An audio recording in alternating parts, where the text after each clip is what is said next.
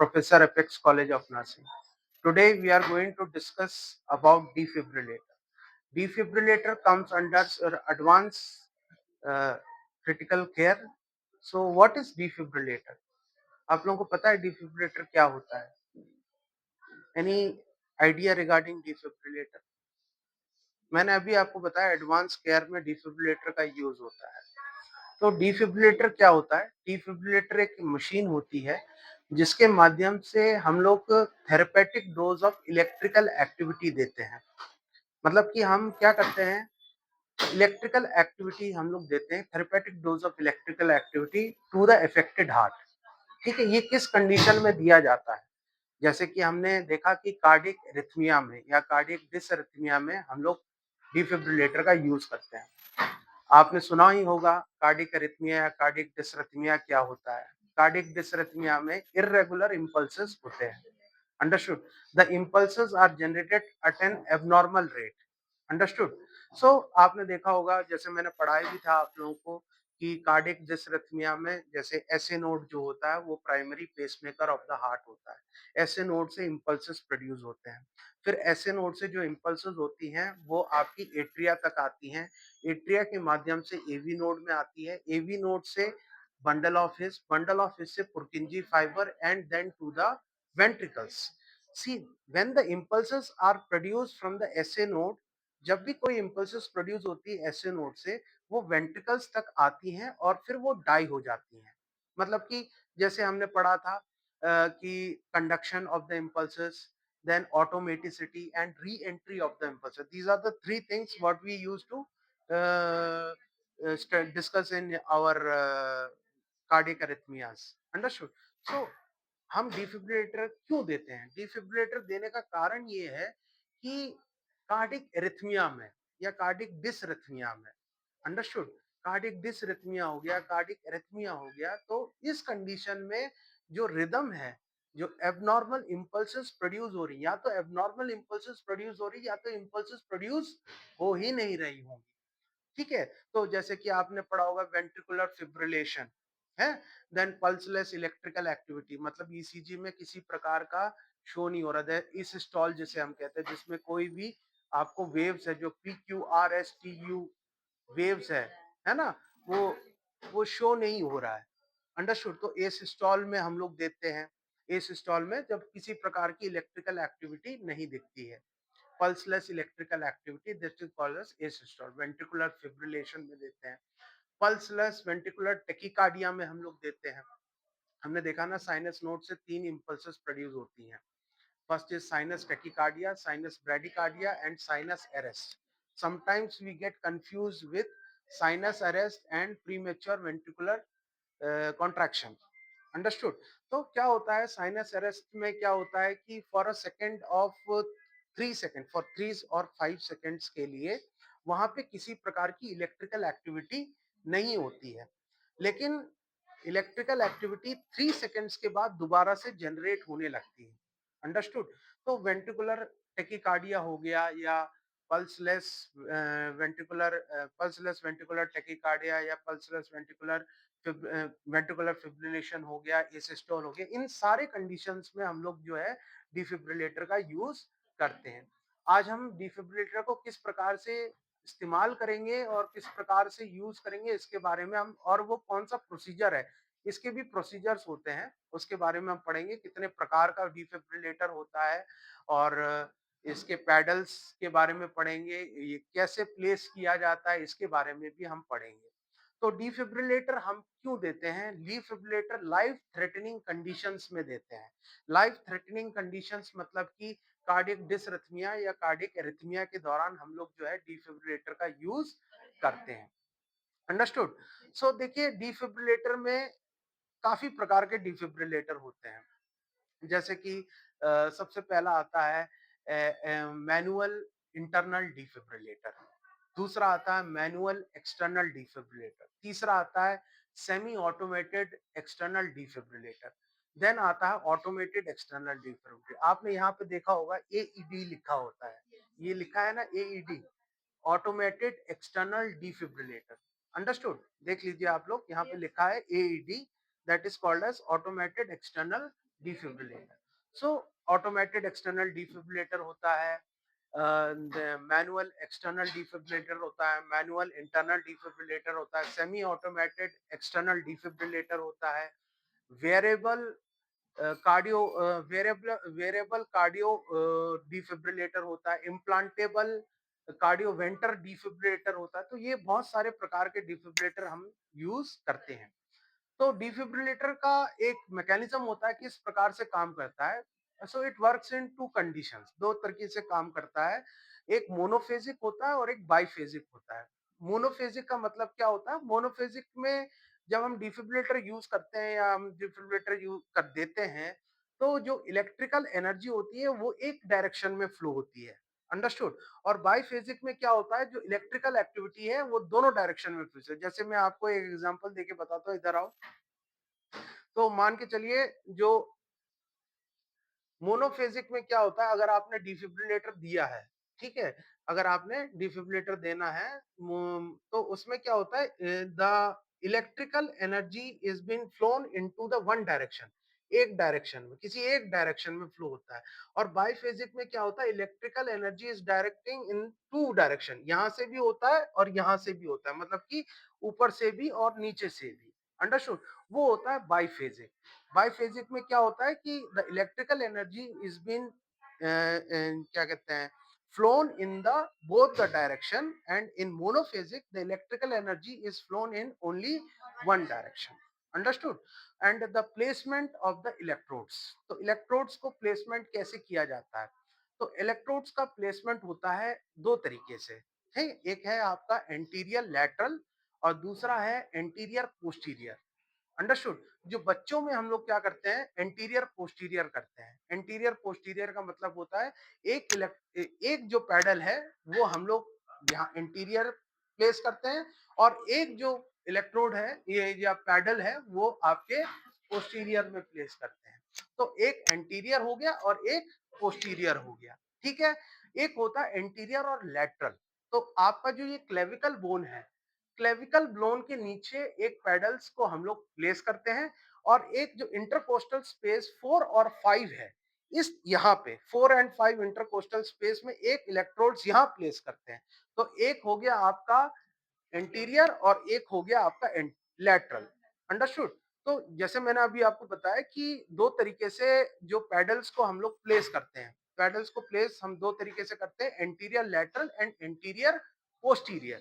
बच्चों में क्या किया जाता है? बच्चों में एंटीरियर पोस्टीरियर दिया जाता है, मतलब कि एक सीने पे आपको डाल देंगे और एक आपके छाती पे, क्या कहते हैं, पीठ पे, ठीक है। और एक एंटीरियर लैटरल होता है। एंटीरियर लैटरल में क्या बताया गया है, एक इलेक्ट्रोड जो है आपके जो क्लेविकल बोन है, क्लेविकल बोन के नीचे प्लेस किया जाता है एक पैडल को, और एक पैडल को हम लोग क्या प्लेस किया जाता है, आपके जो फोर्थ और फिफ्थ इंटरकोस्टल स्पेस है, इस यहाँ पे प्लेस किया जाता है ना। तो जैसे मैंने अभी आपको बताया कि जो पैडल्स होती हैं, जो एक अडल्ट की पैडल होती है, अडल्ट में जो पैडल होता है उसका साइज भी वेरी करता है। जो बच्चों में पैडल होते हैं वो छोटे साइज के होते हैं, और जो अडल्ट में जो पैडल होते हैं वो बड़े साइज के होते हैं। तो मतलब कि आप मान के चलिए, जो बड़े बड़े जो अडल्ट के पैडल होते हैं, पैडल आप समझ रहे हैं, इसको हम पैडल कहते हैं। इसको अभी निकाल के दिखाऊंगा किस तरीके से काम करता है। तो इसको हम लोग पैडल कहते हैं। तो पैडल में क्या करते हैं कि जो अडल्ट होता है उनका पैडल होता है 10 से 13 सेंटीमीटर का, ठीक है, 10 टू 13 सेंटीमीटर का होता है। और जो बच्चे होते हैं उनमें जो पैडल होता है वो कम सेंटीमीटर का होता है। जो आपके छोटे बच्चे होते हैं जिनकी जो वेट है वो 10 केजी से कम का है, तो उनमें 3 से 4.5 सेंटीमीटर का पैडल हम लोग इस्तेमाल करते हैं। और जिनका 10 से जिनका 10 से ज्यादा का वेट है, उनको हम लोग क्या करते हैं, ये करीबन 8 सेंटीमीटर तक का पैडल का इस्तेमाल करते हैं। अंडरस्टूड? समझ में आया आपको? तो देखिए, डिफिब्रिलेटर जो होता है, इसको हमने अभी तक पढ़ा है कि ये इंश्योर करता है कि आपका जो रिदम है, अंडरस्टूड, जो कार्डियक रिदम है वो सही तरीके से चले, वहां किसी प्रकार की इरेगुलरिटी ना हो। अंडरस्टूड? ये इंश्योर करता है डिफिब्रिलेटर। तो देखिए जैसे कि मैंने इसे ऑन किया, अब हम देखेंगे किस प्रकार से ये कार्य करता है। तो सबसे पहले हम इसको क्या करेंगे, ये ऑटोमेटेड एक्सटर्नल डिफिब्रिलेटर है। तो first of all we will open, ठीक है, इसको हमने क्या कर दिया, चालू कर दिया, ठीक है, और ये सेट कर दिया हमने ऑटोमेटेड एक्सटर्नल, ठीक है। तो अब हम क्या करेंगे, पैडल्स को निकालेंगे,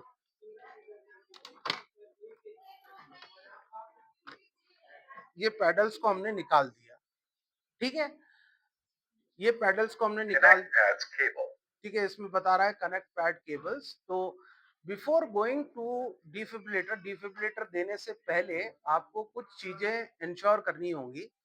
ये आप जो ये जो आप देख रहे हैं, ये जो स्विच आप देख रहे हैं, इसको हम कहते हैं कैपेसिटर। अंडरस्टूड, क्या कहते हैं इसको, capacitor.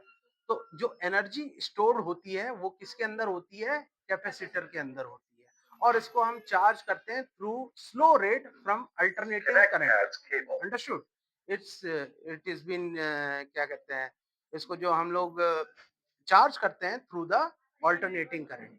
So first of all we will charge the capacitor. ये जो कैपेसिटर है इसको हम लोग क्या करेंगे, चार्ज करेंगे।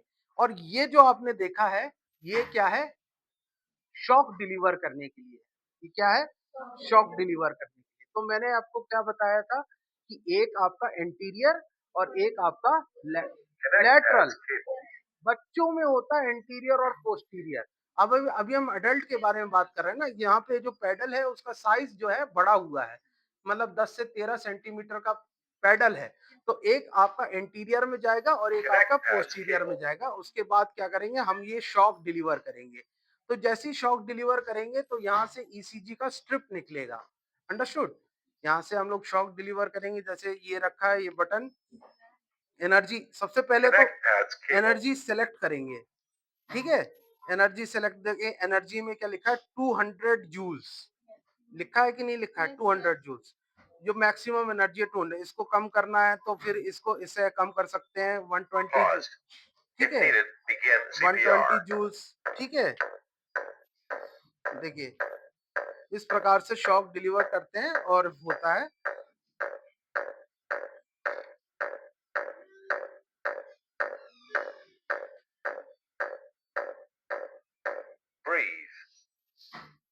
ठीक है, यहाँ से ऐसे दबाते हैं तो ये शॉक डिलीवर होता है, जैसे पेशेंट्स के ऊपर हम करके दिखाते हैं, ठीक है।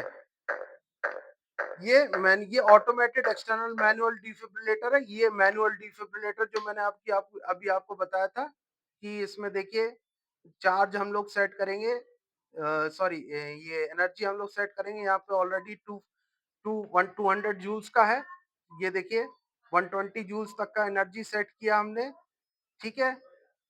फिर हमने क्या किया, चार्जिंग किया, do not touch the patient, pre shock button.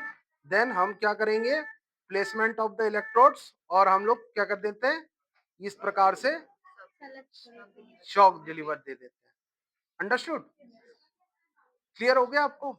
देखिए कैसे करते हैं, जैसा सबसे पहले जो है, ये देखिए ये ऑफ हो गया,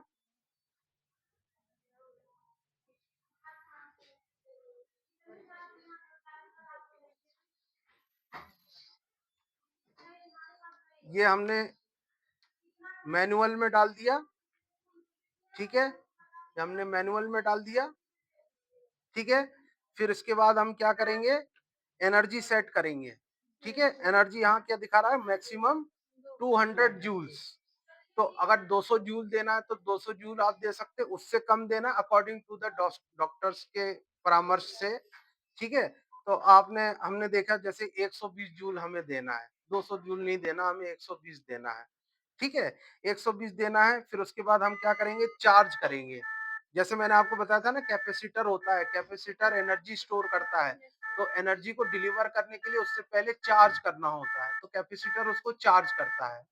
चार्ज हो गया, इसमें लिख के आया है do not touch the patient, press shock button, ठीक है। हमने यहाँ पे क्या किया, शॉक बटन को, या ये जो है, ये शॉक जो है इस तरीके से हमने शॉक दे दिया। Understood, clear. ठीक है, और जो है शॉक डिलीवर्ड हो गया है पेशेंट को, ठीक है। और देखिए, दो चीजें हैं कि जब हम शॉक डिलीवर करते हैं और शॉक डिलीवर से पहले और शॉक डिलीवर के बाद, दोनों ही स्टेजेस में हमको सीपीआर देना होता है, ठीक है। तो जैसे कि अगर कोई पेशेंट आपके पास, मान के चलिए क्या कहते हैं, कोई क्रिटिकल कंडीशन में आया, मान के चलिए कोई पेशेंट है जो कि क्रिटिकल कंडीशन में आया है, तो सबसे पहले हम क्या करेंगे? तो सबसे पहले हम ये करेंगे कि we will ask for help. हम लोग हेल्प के लिए आस्क करेंगे। हम लोग जो निजी जो संस्थाएं हैं वहां पे, हम उनको बताएंगे कि ऐसा ऐसा पेशेंट है जो कि जिसको कार्डियक अरेस्ट हुआ है, ठीक है। तो पहले कंफर्म करेंगे कि व्यक्ति को कार्डियक अरेस्ट हुआ है कि नहीं हुआ। अगर कार्डियक अरेस्ट हुआ है तो हम उसके लिए हेल्प मांगेंगे। हेल्प किस प्रकार से मांगेंगे? हेल्प मांगेंगे कि भैया हमें डिफिब्रिलेटर दे दीजिए या हमें कार्डियक टेबल दे दीजिए, ठीक है। इस प्रकार से हम हेल्प मांगेंगे। हेल्प मांगने के दौरान हम लोग सीपीआर करेंगे। CPR, that is cardiopulmonary resuscitation. So we will do cardiopulmonary resuscitation. While delivering cardiopulmonary resuscitation, we will assess the carotid pulse also. जो आपका carotid pulse है, उसको हम लोग assess करेंगे। तो अगर carotid pulse में किसी प्रकार की एक्टिविटी नहीं शो कर रही, तो इसका मतलब कि वो जो है उसको कार्डियक अरेस्ट हुआ है। अंडरस्टूड? तो जैसे कि मैं आपको बता रहा था कि इसमें कैसे करते हैं, इसमें हम लोग जेली डालते हैं, ठीक है। Jellies are place and we will, jelly क्यों डालते हैं? जेली इसलिए डालते हैं, जेली इसलिए कि वहां पे जले ना, या तो जो इम्पल्सेस है या तो इलेक्ट्रिकल एनर्जी है वो सही तरीके से जो है पहुंच सके। और वहां पे क्या होता है ना, कभी कभार डिफिब्रिलेटर देने से वहां की जो एरिया होती है वो जल जाती है, ठीक है। तो इसलिए क्या होता है कि हम लोग जेली को प्लेस करते हैं, सो दैट जैसे आपने देखा होगा ईसीजी में भी जेली प्लेस करके ही हम लोग ईसीजी लीड लगाते हैं, ठीक है। तो ऐसी इसमें जो है जेलीज को प्लेस कर दिया जाता है और जो है क्या किया जाता है, इसको ऑन टू रब किया जाता है, रब कर दिया जाता है। तो इससे पहले क्या होता है कि हम देखते हैं कि अगर महिला है या कोई पुरुष है, पुरुष ने कोई चेन वगैरह पहना है या कड़ा वगैरह पहना है, या औरतों ने कहीं बैंगल्स वगैरह पहना है, या कोई किसी प्रकार का ऑर्नामेंट्स या किसी प्रकार का ज्वेलरी अगर पहना है, उसको हम लोग क्या कर देते हैं, रिमूव कर देते हैं, ठीक है। रिमूव कर दिया जाता है उसको। और जैसे मैंने अभी आपको बताया था कि डिफिब्रिलेटर देने के पहले और डिफिब्रिलेटर देने के बाद, दोनों ही कंडीशन में हम लोग सीपीआर का परफॉर्मेंस करते हैं। अंडरस्टूड? और आपको अगर लग रहा है कि पेशेंट जो है सही तरीके से रिस्पॉन्ड नहीं कर रहा है, तो दूसरा शॉक दिया जाता है। अंडरस्टूड? तो ये एक प्रोसीजर है, जैसे मैंने अभी आपको बताया कि डिफिब्रिलेटर को सबसे पहले क्या किया जाता है कि हम लोग पता लगाते हैं कि वास्तव में पेशेंट को कार्डियक अरेस्ट हुआ है कि नहीं हुआ। तो हम लोग उसको, अगर कार्डियक अरेस्ट हुआ है तो हम लोग पता लगाएंगे by palpating the carotid pulse. Carotid pulse को हम लोग पाल्पेट करके हम लोग पता लगाएंगे कि वास्तव में उसको हुआ है कि नहीं हुआ है। देन उसको हम लोग देखेंगे, हेल्प के लिए बोलेंगे कि भैया हमें डिफिब्रिलेटर दे दीजिए। तो डिफिब्रिलेटर चलाने का भी एक तरीका होता है, जैसे मैंने अभी आपको बताया था कि पैडल्स को निकालेंगे, एनर्जी को सेट करेंगे, कैपेसिटर से उसको उसको क्या कहते हैं, चार्ज करेंगे। चार्ज करने के बाद जो है, जो जेली लगा के वो उसको करेंगे साइमल्टेनियसली, और उसको प्लेस कर देंगे एंटीरियर और लैटरल अडल्ट्स में, और एंटीरियर और पोस्टीरियर चाइल्ड, ठीक है। क्लियर हो गया? इसके बाद देखिए, जैसे मैंने आपको बताया था, ये प्रोसीजर होने के बाद, इस प्रोसीजर होने के बाद we have to assess the vital signs. आपको पता ही होगा, we have to assess the vital signs, we have to maintain the airway patency. Understood? तो ये सारी चीजें होती हैं when it comes to defibrillate. I hope this session will find it helpful for you. ठीक है? Thank you very much.